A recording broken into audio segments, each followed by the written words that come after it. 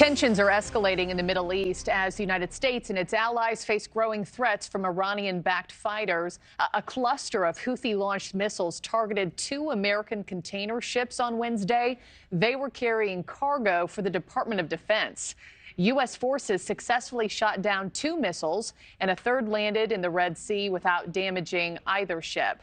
This attack is the latest in a string of more than, get this number, 150 on American troops by Iranian-backed militants since October. And it comes less than 48 hours after the U.S. and the U.K. launched more retaliatory strikes against the Houthis. Joining us now for more is Ambassador John Bolton.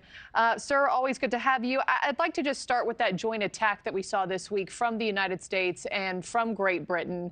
Their strikes targeted 8 sites in Yemen, the most robust attack we've seen to date. Are we officially in that wider regional conflict that we have tried to avoid for 3 months now? Yes, I think it is. I think it's always been a wider regional conflict. The Hamas attack was not isolated from what Hezbollah is doing, attacking northern Israel, not isolated from what the Houthis are doing, closing the Red Sea and therefore the Suez Canal, nor the attacks that you mentioned on American military and civilian personnel in Iraq and Syria. All the strings here are controlled by Iran.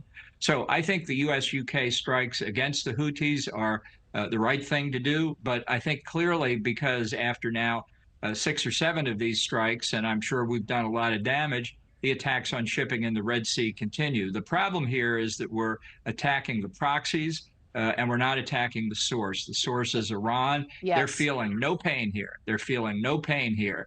And we're not establishing deterrence or tamping the conflict down. And you take me exactly to my next point, my next question, because given Iran's connection to these attacks, I mean, correct me if I'm wrong, are you saying it's time to take more direct targets on Iran than just the militant groups and the terrorist organizations that it's associated with? And if so, what should that look like from America?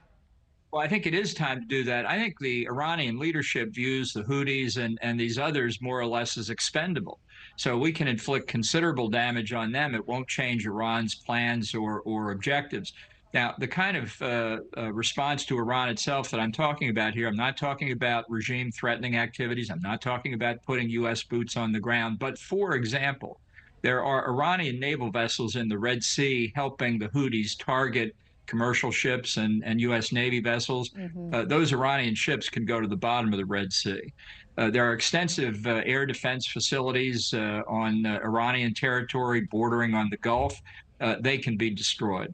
There are military facilities in Iran that over many, many years have been used to assist the Shia militia groups in Iraq and Syria that have been targeting Americans. Those facilities can be taken out.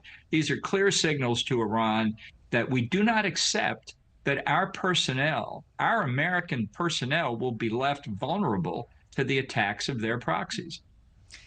Take us back, sir, in recent history. How do these attacks that we're watching right now play out in the Middle East compared to other Mideast conflicts in your recent memory? United States involvement in Iraq and Afghanistan. How do you compare and contrast here?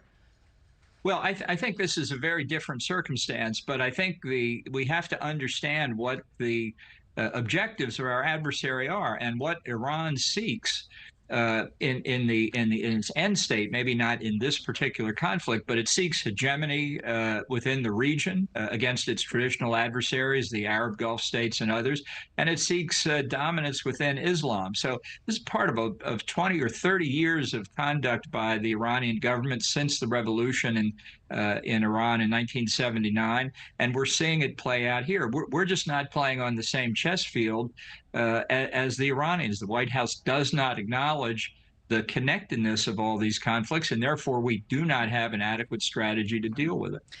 Thanks for watching, everybody. Go to joinnn.com to find NewsNation on your television provider. Also, don't forget to click that red subscribe button below to get more of NewsNation's fact-driven, unbiased coverage.